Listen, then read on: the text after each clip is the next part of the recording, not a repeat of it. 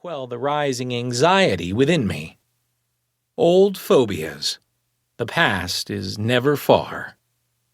I reach the hospital I'm interviewing at for an internal medicine residency position. These interviews are carefully structured, and I find myself loathing their artifice. Everyone tells me all the tricks interviewers use to weed out applicants. I have no time for tricks or traps. I bludgeon my way through with brutal honesty. What do you enjoy doing in your free time? I write. Oh, what kind of writing? All sorts of writing. I write in a journal, on a blog, So, personal writing, not medical journals. No, not medical journals. Years later, I will be published in medical journals, but right now it seems like a gaping hole in my resume. My written words are valued only by me. In 2019, I begin to experiment with writing on Twitter. The character limit provides me with a spark in my writing that I have been lacking for years. A way to bring form and structure, a challenge, a forced paring down of my verbiage. I discover that writing on Twitter has its own rhythms, and they come naturally to me. At first, I write as a kidney doctor giving advice. This is recommended to me to grow my brand. It is a miserable experience, full of words but bereft of meaning. I decide to leave that voice behind and use my own. Instead of being the physician tweeter, I begin writing as a human being who just happens to be a physician. Medicine becomes the lens through which I focus in on life, from the largest sweeping themes to the minutiae that make us who we are. I don't expect my ramblings to resonate with anyone.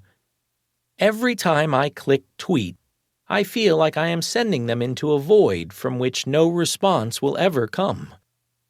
But slowly the response begins to build. When the likes start spiraling into the thousands, it feels for me both deeply gratifying as a writer and terrifying as an introvert. Dopamine and disorientation. I quickly find that my writing is resonating intensely with a wide variety of people. Perhaps because I speak the language of human emotion and loss as opposed to just clinical data, I am inadvertently helping to fill in the blind spots in modern scientific communication from other members of my profession.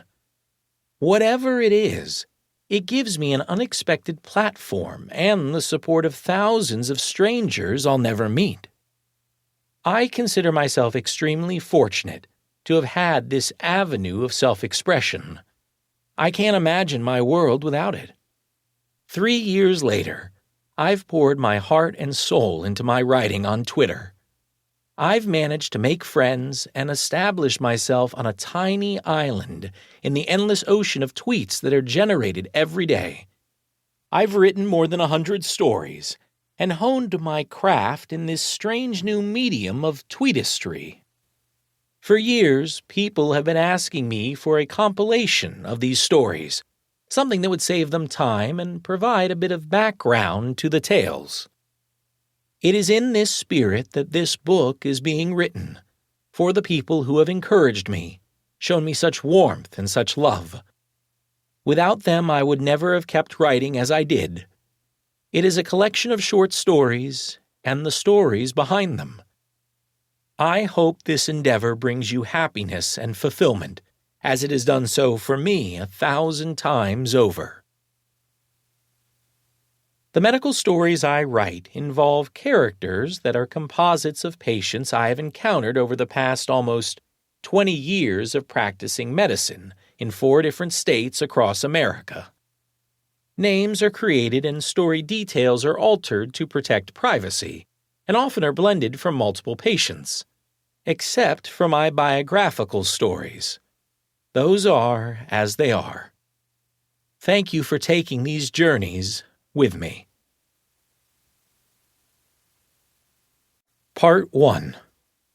Beginnings. There are times in your life when you discover something new about someone that you never expected to find. Sometimes the